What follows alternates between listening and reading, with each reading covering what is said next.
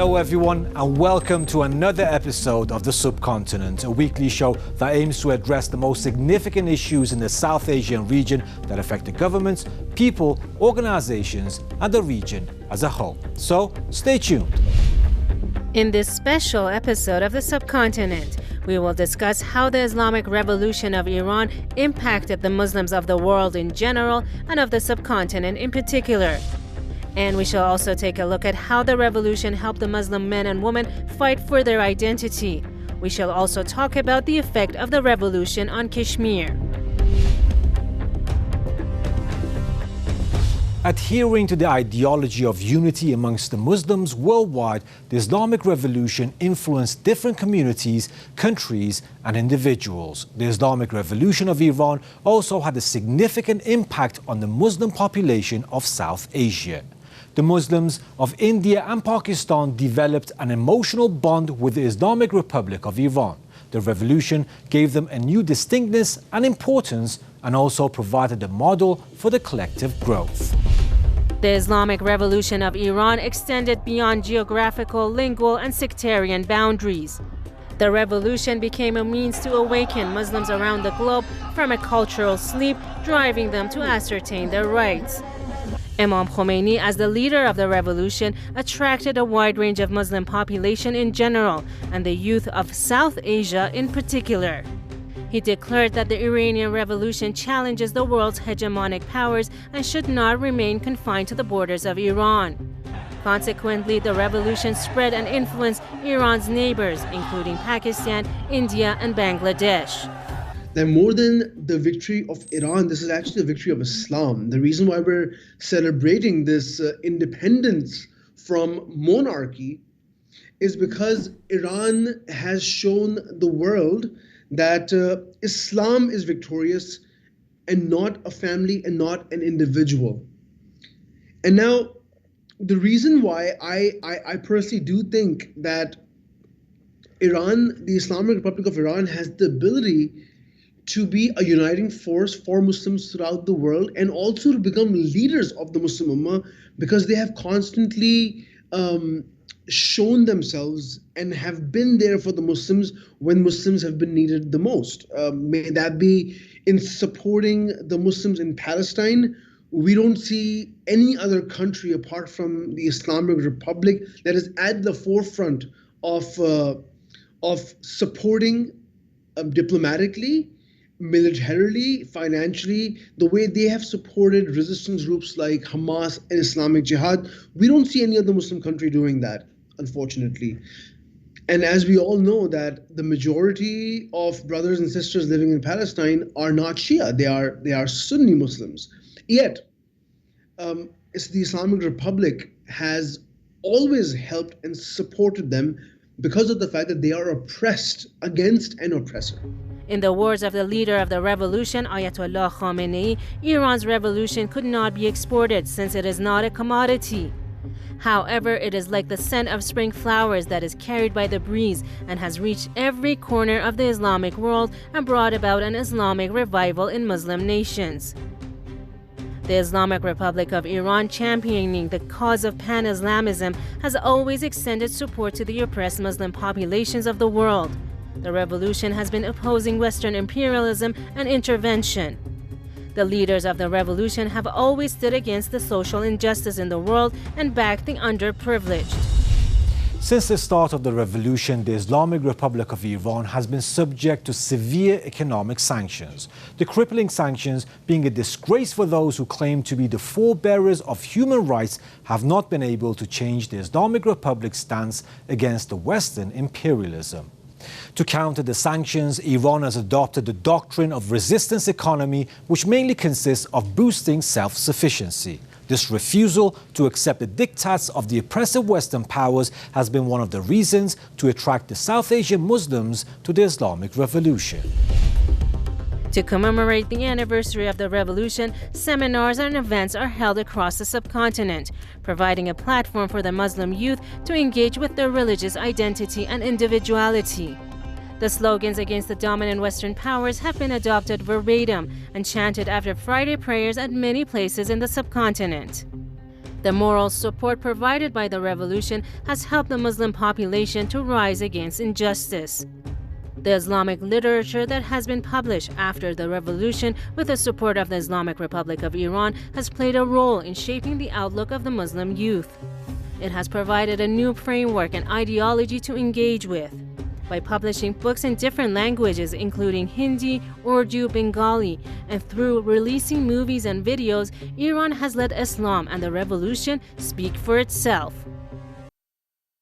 Has lost its identity. The nationalistic flavor of things has been pushed to such a great extent by the Indian establishment that religion is not given that status that nationalism is given, unfortunately. And hence, the one issue that we've seen in India and in the Indian youth is that lack of identity. You see, nationalism is a scope of relative identification of the self, but the kind of identity that the religion provides, it's incomparable to anything else, because the identity is very wholesome and it's very global. Now, with Indians, unfortunately, because Muslims in India weren't really accepted as Indians, as Hindustanis, so to speak. So it was very natural for them to move towards an identity that was global and more wholesome. And that identity was the identity of Islam. Now, for Shia Muslims, the uniqueness of the Shia Muslims was that because also demographically Iran is so close to India, that for a lot of the Indian youth, traditional practices of Shia Islam, to a lot of the youth, they don't make sense. And I'm not trying to bash on traditions that Shias have in India. Everyone is entitled to their own opinion as far as those traditions are concerned. And every land and area has its own traditions, and we respect those. But then if you lose the soul of your religion, if you lose the soul of the sacrifice of Imam Hussein, for instance, because of your traditions, because of the lack of understanding that you have of religion, it is but natural for the youth to move towards a light that will show them that path. And Imam Khomeini was that light for the Indian youth. Iran has been providing opportunities for the subcontinent Muslims to study at various Iranian institutes, introducing to the virtues and principles of the Islamic Revolution, in turn instilling the passion to work for justice. The influence that the revolution has had on the clergy of the subcontinent cannot be neglected. The revolution has been helpful in raising the social standing of the religious leaders, giving them a voice. The 14.2% of the Muslims of India who are greatly influenced by the local clergy have thus been provided with a systematic guidance. The success of the Islamic Revolution has been encouraging the masses to stand against injustice and demand their rights. The Islamic Republic of Iran has been advocating the rightful demands of the Kashmiris. Imam Khomeini had called the Muslims across the globe to unite and support the issues of Kashmir and Palestine. The present stance of Iran is no different. Iran's leader, Ayatollah Khamenei, has reiterated Iran's support to the struggle of Kashmiris. Since the past 4 decades, the revolution that stood for the oppressed has been providing moral and spiritual support to the people of the picturesque Himalayan valley. Kashmir has also been successful in showing unwavering support to the principles of the revolution since the last 44 years. To mark the anniversary, huge rallies are held every year in Kashmir and Ladakh regions, manifesting allegiance to the Islamic Revolution. People from all walks of life participate in these rallies that symbolize standing against the hegemonic powers and support for the oppressed of the world. The revolution has helped people unite, cutting across different sections to fight for their rights and demand freedom from oppression. The Islamic Republic of Iran has time and again communicated its stance on Kashmir to India. It has maintained that the rightful demands of the Kashmiri Muslims should be met and the oppression stopped. Equating the Kashmir issue with one of the many wounds on the body of Islam, the Supreme Leader has asserted that the Islamic Revolution will remain the voice of the voiceless and stand for the downtrodden. It was the voice of the voiceless, and there's no doubt about that. In a time when people thought of communism as the savior of mankind by being inspired by the revolutions that happened in Cuba, by the speeches and talks of Che Guevara, it was Imam Khomeini with his team of highly intellectual scholars like Rehabra Muslim Imam Khamenei, like Shahid Mutahri, in Iraq, Shahid Baqul Sadr, through which they identified the oppressors of that time. It wasn't normal for powers to speak up against arrogant powers. It wasn't something that you would see every day. The might of the United States had been established after World War II when they defeated Hitler and Nazi Germany. So right before the US, you had the British. They had a saying that said that the sun never sets on the British Empire. This is how strong these powers were. This is how strong the US was. This is how strong America used to be. This is how strong Russia was. Now Iran has good ties with Russia, but at that time, Russia, the second superpower of that time, and America were both against the Islamic Republic. Yet, right after the revolution, Imam Khomeini spoke up against these arrogant powers. He didn't just speak up against these arrogant powers. He fought an 8-year war, Difai Muqaddasa, against Saddam Hussein, who was backed by the Zionists. They were backed by the Zionists. They were backed by the US. There's not a shadow of a doubt in that. And what did Iran do? Iran showed the world that the solution is not to back down when an oppressor tries to oppress you. When a bully oppresses you, you don't back down, you fight back. You speak out against an oppressor. This was something that was unprecedented. It had never been seen before. Iran has been the first Muslim country to let women face their political identity and shape them. This change in the position of women in the Islamic Republic has helped the Muslim women around the globe to be self-reliant and form their own identities. The Iranian woman, who has carved a niche for herself globally, is a source of motivation for the Muslim women of India, Pakistan and Bangladesh. Women played a remarkable role in the success of the revolution. They acted as the vanguard of the movement and were instrumental in the triumph of the revolution. Through the participation in the movement, the women were shunned off their passivity and felt emancipated. For the first time in the Islamic history, women were given an equal chance to shape the past, present, and future of their lives. The sense of being equal in the revolution was liberating for the Muslim woman who till then had never actively participated in politics. The revolution taught that the status of a woman is dynamic and changes depending on what is needed most at the time. Bringing the real Islamic principles in practice, the religion has supported women's liberty and emancipation. This impression that the arrogant Western powers have created about Muslim women, that they are oppressed in Islam, that they are oppressed in Muslim societies. It might be true when you look at countries like Saudi Arabia, where women have absolutely no rights. But it is Iran that has really gotten rid of this stigma that the Western powers have deliberately created against Muslim women. Just because Muslim women cover themselves and they are modest doesn't mean that they're not active in the social life, in their regular social lives. Women are extremely active. First of all, in Islam, as Imam Khamenei also mentioned, the toughest job for a woman is that of a mother, is that of a wife. It is a mother that creates geniuses like Shahid Shamran. It is a mother that has given us a leader like Imam Khamenei, like Imam Khomeini. It is these mothers who have had the ability to sacrifice their children,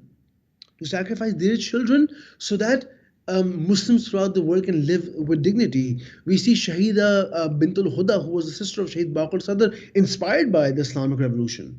We see the mother of Shahid Imad Mughniya, the mother of Shahid Jihad, the mother of Shahid Imad Mughniya, who was the mother of Shahid Imad, the grandmother of Shahid Jihad, who had given 7 of her children and her grandchildren in sacrifice, right?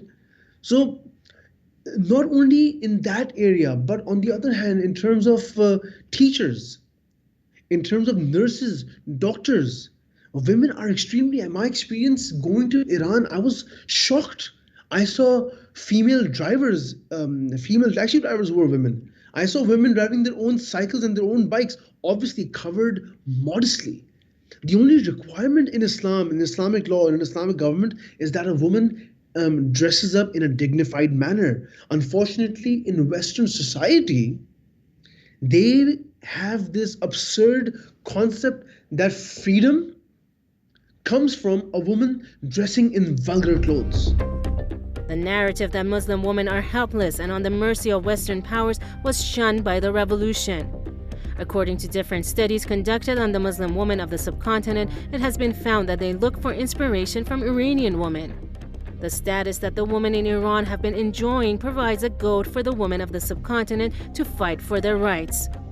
The Muslim women of India, Pakistan, and Afghanistan have been seeing Iranian women making significant gains within an Islamic framework. Now to have more insight, we are joined by Mr. Zafar Bangash from Toronto. He is the director at the Institute of Contemporary Islamic Thought. Thank you for joining us, sir. Now, Mr. Bangash, 44 years have passed since the victory of the Islamic Revolution. The zeal to celebrate the triumph of the revolution has not decreased. We have seen huge rallies being taken out to commemorate the occasion. So the question is, do the Muslims of the South Asian region see the Islamic Republic of Iran as a beacon of light for uniting the Muslims? Muslims worldwide are celebrating the 44th anniversary of the victory of the Islamic Revolution in Iran. And this has had an enormous impact globally, in particular on the Muslims of the subcontinent. One of the most powerful messages that emanated from the victory of the Islamic Revolution in Iran was this message of unity. And naturally, it is extremely important at the present time because, regrettably, there are forces that are trying to divide the Muslims. But as a consequence of the victory of the Islamic Revolution in Iran, Muslims in the subcontinent and indeed in the rest of the world have realized that unity is important for them to confront the challenges that they face in the world today. So in that sense, the message of Muslim unity has been very well received by the Muslims residing in the subcontinent, whether in Pakistan, India, Bangladesh, or the entire South Asian region.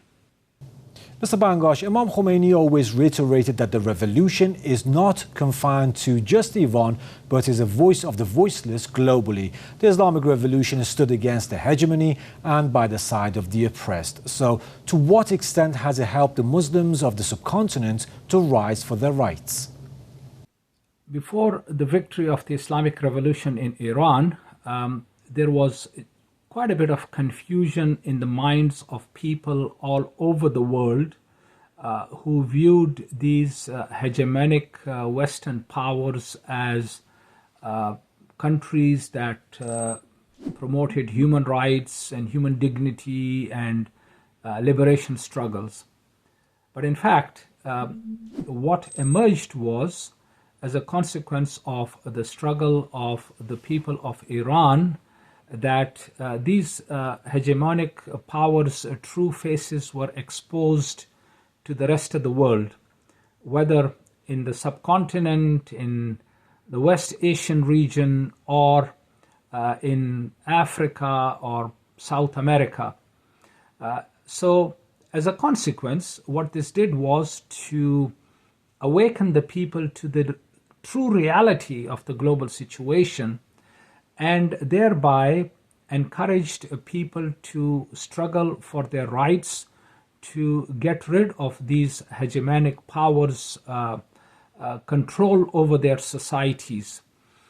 True, the struggle has not been easy.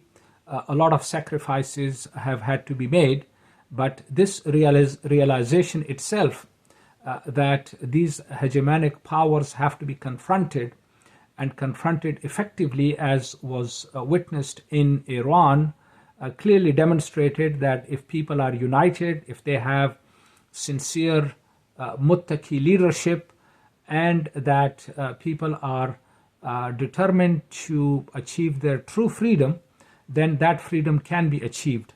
And this is, of course, one of the great legacies of the Islamic Revolution in Iran, and the awareness that Imam Khomeini created among people, that the Islamic Revolution is not just for the people of Iran, but it is the voice for the voiceless throughout the world. And this is a message that resonates throughout the world to this day, and people continue to struggle for their rights. In some places they have achieved their rights, in others they are continuing to struggle to achieve them. Mr. Bangosh, talking about standing for your rights, the Islamic Republic of Iran has been under severe sanctions for almost the last 44 years. The country has set an example by thriving under extreme pressure. So how has it helped to build a self-reliant image of the Muslim country globally? True, the Islamic Republic of Iran has faced tremendous pressure throughout these 44 years from the hegemonic powers, the self-proclaimed superpowers, and they have imposed all kinds of oppression, tyranny, sanctions, war, sabotage, assassinations, etc. But the Islamic Republic has withstood all these pressures and has come out ahead. And this has been a great inspiration for people throughout the world.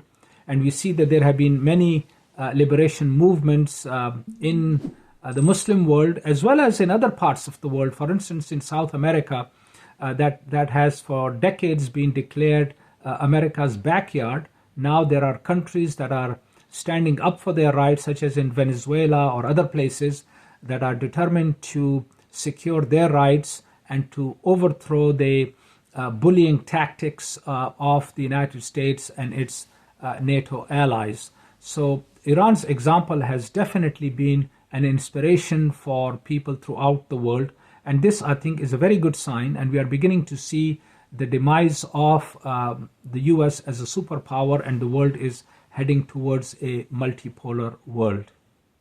Last but not least, let's not forget about Kashmir. Standing against the oppression, the Islamic Republic has been supporting the Kashmir issue, and Kashmir has been showing its devotion to the principles of the revolution. So do you think the revolution has been able to give a new lease of life to people to unite and stand for their just demands? You raised the issue of Kashmir, and I'm glad that you do so, because the people of Kashmir have suffered tremendously under Indian occupation and hegemony since 1947. But after the victory of the Islamic Revolution in Iran, there was a new enthusiasm among the people of Kashmir, who in fact in 1989 staged an uprising, and that uprising continues to this day against the enormously oppressive forces of India, who have murdered approximately 100,000 people. They have violated the honor of women. They have imprisoned tens of thousands of Kashmiris, etc. But the Kashmiris definitely have sought inspiration from the Islamic Revolution in Iran. And in Kashmir, Muslims of different schools of thought are completely united in their quest for freedom and dignity from Indian hegemony. And this, of course, is as a result of the inspiration that many Kashmiri Muslims sought from the Islamic Revolution in Iran.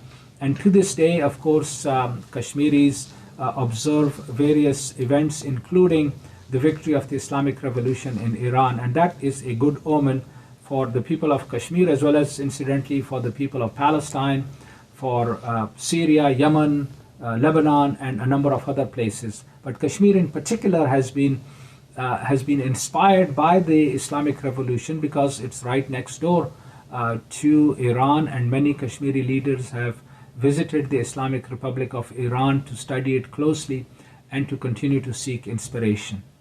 On that note, I would like to thank Mr. Zafar Bangosh from Toronto. He's a director at the Institute of Contemporary Islamic Thought. Thank you for being on the program, sir. Now, let's see how people have reacted on social media. Zainab writes in her Twitter, Before Islamic Revolution, almost 1/3 of girls between 6 to 14 years old were deprived of education. From 1976 to 2016, the number of Iranian girls deprived of education decreased about 36%. Iran drafted a comprehensive bill on securing women against violence in 2016. Showing his admiration for the revolution, Rizwan Malik tweeted, "Imam Khomeini is alive. His resistance, his revolution is alive. His Islamic Revolution of Iran is still haunting tyrants like US, Israel beyond Iranian borders." Wei Yan, commenting on the world order, commented, "Iran's Islamic Revolution has spread to all over the world. Supporters of Islamic Revolution are present in North and South America, Europe, the Middle East. The West knows the power of Islam. Thus, they are waging war on Iran overtly and covertly for 43 years but couldn't harm Iran." Fatima tweeted about the revolution, said, "True, I think at present the world is moving in such a direction that can adopt only one lifestyle. And the Islamic Revolution of Iran is gradually preparing the world to choose this lifestyle." Gul Nargis tweeted, "Iran is a good country because 44 years ago it stood up to the world's superpower, and with the Islamic Revolution it not only gained independence and freedom, but it also serves as a model for all nations and people who do not want to be forced." And that was our special episode on how the Islamic Revolution of Iran impacted the Muslims of the world, and in the South Asian region in particular, how the revolution helped the Muslim men and women fight for their identity and the effect of the revolution on Kashmir. Now, to watch the previous episodes and more updates, you can follow us on social media. And when you do, don't forget to give us your feedback. We shall meet again, same time, same day next week. So till then, take great care.